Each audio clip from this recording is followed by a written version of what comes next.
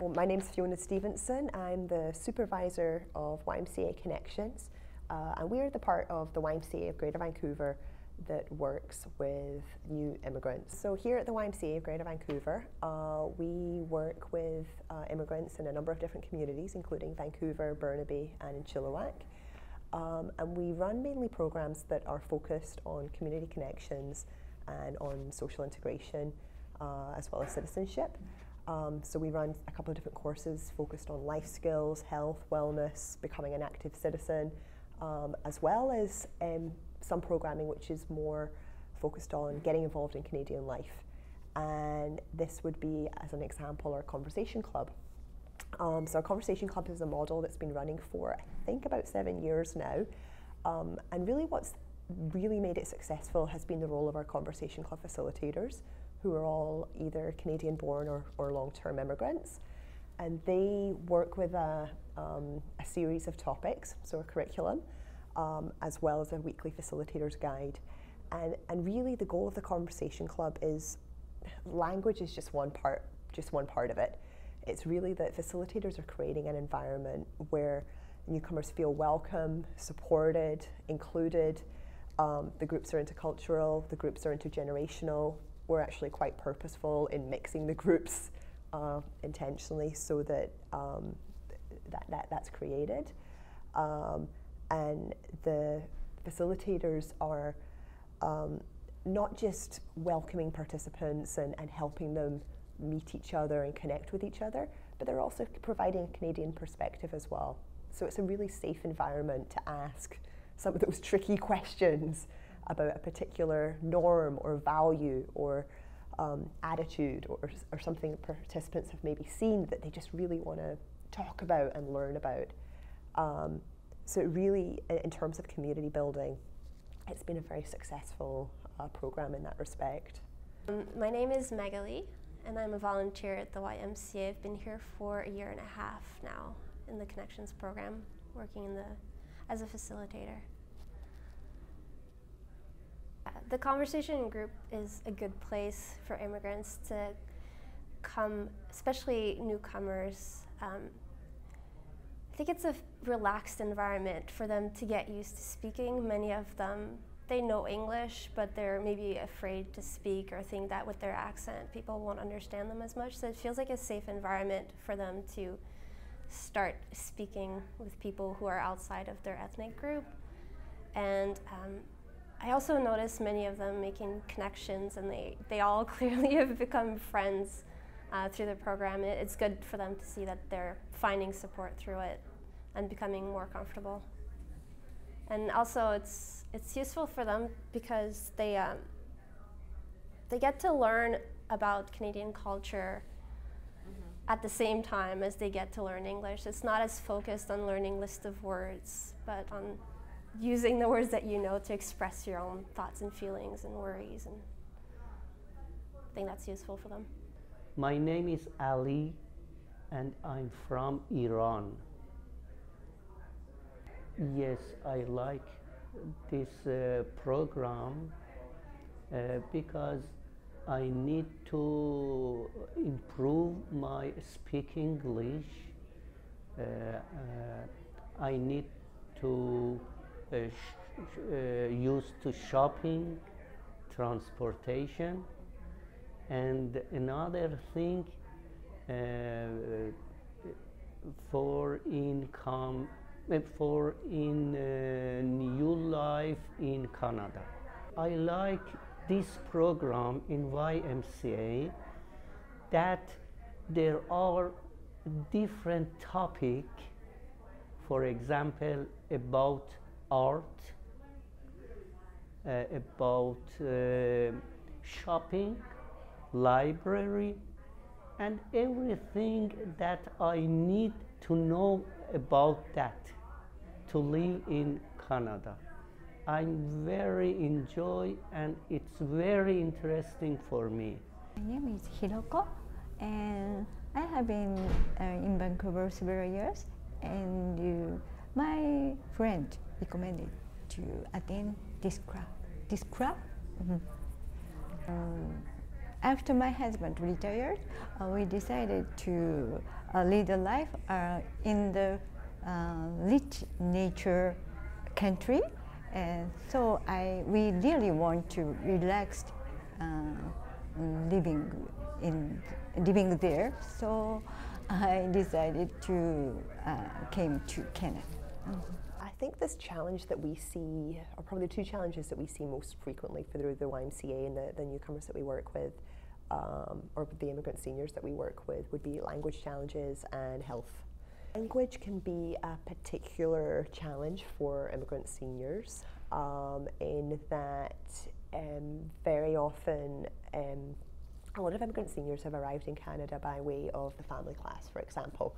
And so motivations for learning language and opportunities for learning, in this case English, can be sometimes very, very, very few.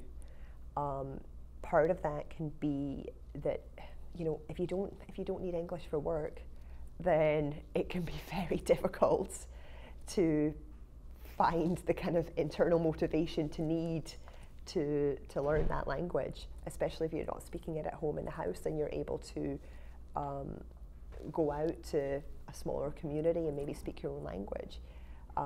The second part is the opportunities. So being able to first access a service and be aware of a service in the first place, especially if you're physically isolated in your home. And then secondly, going to use that service in the language, such as an ESL class. And you finding topics that are of interest to the group. So we have topics here every week in the Conversation Club, for example. But you know, sometimes that topic might be something related to work, and for the group that you have at your table that week, if it happens to be that it's seniors, that might be completely irrelevant. So as volunteers or as staff, we have to be really open to shifting needs and asking seniors directly, what do they want to talk about? What do they want to learn? What are their needs? And those needs can be pretty diverse. Many of the seniors that we get here sort of arrive with this belief that it might be more difficult for them, or that they're too old to learn a new language. But I think they quickly realize that even though it might be a little bit more difficult for them than for a younger person, the benefits that they get out of the experience of being here and making connections and learning a little bit about their new country to make them feel more comfortable in their everyday lives, even if English doesn't come as quickly as it might for younger people. I have some friends here. My name is Marilyn Chang. I'm a volunteer with the YMCA English Conversation Club, and I've been doing this job for 3 years. There's one story actually of a man that came from Iran, and he was very quiet and very shy in the beginning, and it took a few weeks for him to sort of overcome his shyness, and now he's going to weekly English classes, and when he comes here, he's very engaging, he's very happy to be here, he feels very confident that he can learn to speak English without feeling embarrassed or shy, and he's not afraid to ask questions about anything, whereas before he would hesitate. Under English speaking and the listening skill, but I really learned. At first I met several people from other countries, so they really helped me for improving my English skill. Health can very much be that an immigrant seniors may have a chronic health issue, may have just the effect of aging and needing to know, how do I manage this, and where do I go, and where can I access services that are maybe in my own language, or interpretation, or a support group, for example. And then, so I think those two are really intertwined, is language and health. There's of course range of issues such as transport, elder abuse is something which I think is incredibly difficult to talk about. And I think with the seniors that we work with, it doesn't tend to be as much of an issue. This does tend to affect much more isolated groups. Another issue is literacy. Very often a lot of programming may be focused more on learning English, but needing to be able to read and write English. So I think this is one thing that the Conversation Club can work with, is because the focus is on speaking and listening. You don't need to improve your literacy in order to take part in it. Actually, two things that we see as actually, this is a very small challenge. It can be something as simple as hearing or sight. So as an example, with some of our programs, government does require that we register everybody, and that there can be quite an onerous intake process. So using something as simple as having big print in part of your materials. We've also developed, for a couple of participants, we have a kind of almost like a program ID card, where when they come to register for a program, they just hand over their card and they don't need to remember or write or recount information that they need to register for something. The challenge I mentioned before, which would be hearing. So again, having access to, being flexible in how we set up a program space, whether that's having a quieter table or having a quieter space where senior participants can hear much more easily. Because otherwise, a noisy classroom space can just be just as intimidating. So I think it's looking at what are some of those challenges and how are they interconnected with some of those other challenges that a program's seeking to address, and looking for really simple strategies in order to deal with those challenges. I think social isolation at its simplest would be something that's simply disconnection. So being disconnected, that could be from your community, disconnected from a professional community if you're not working. But in particular for new immigrants, I think it also just means disconnected from the new country, so from the new culture. And so that it can, you might see someone who's social isolated, who is just social isolated because they don't have a routine. They're really struggling each week about where do they go, what decisions do they make.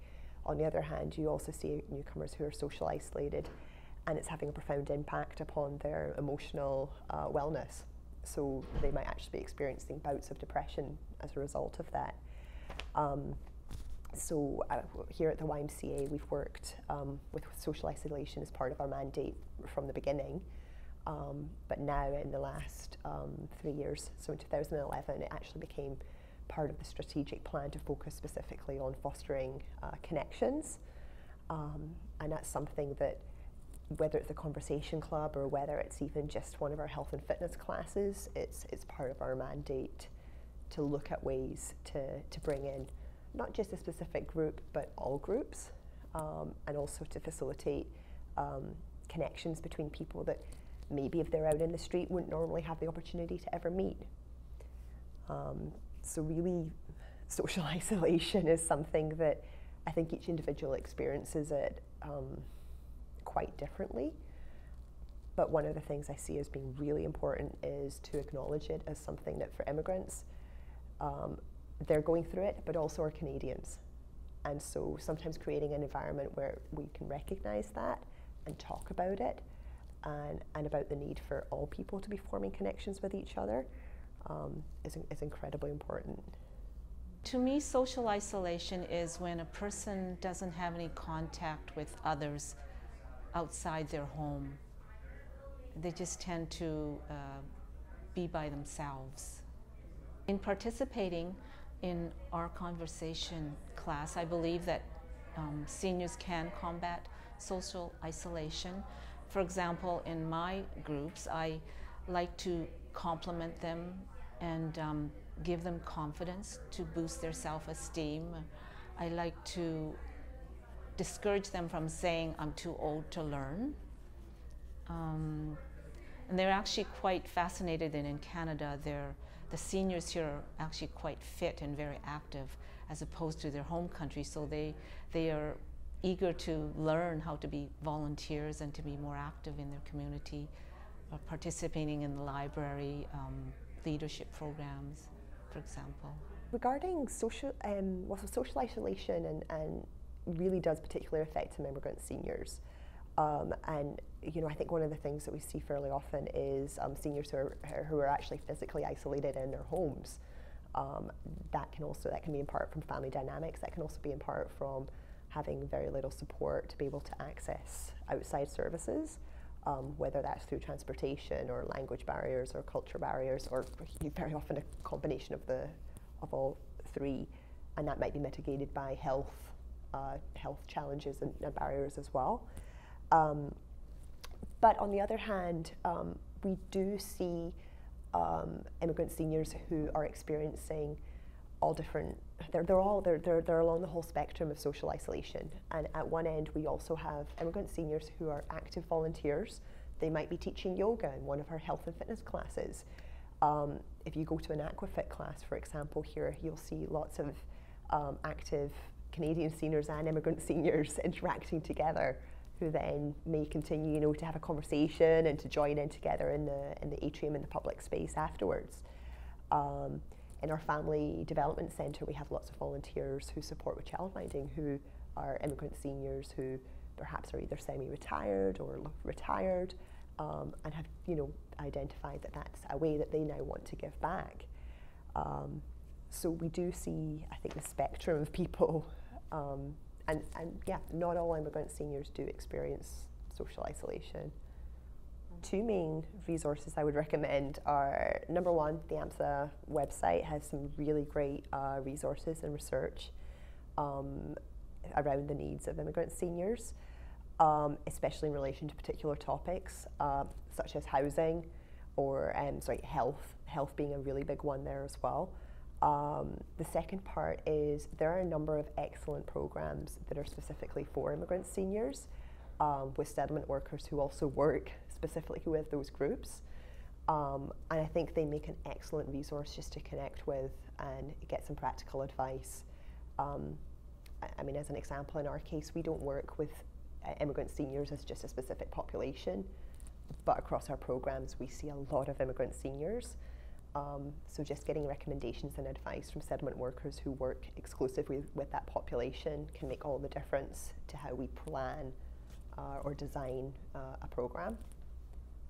I would like to thank all of the people that helped me in Link program and YMCA that I learn and improve my English. I appreciate all of them and government in Canada.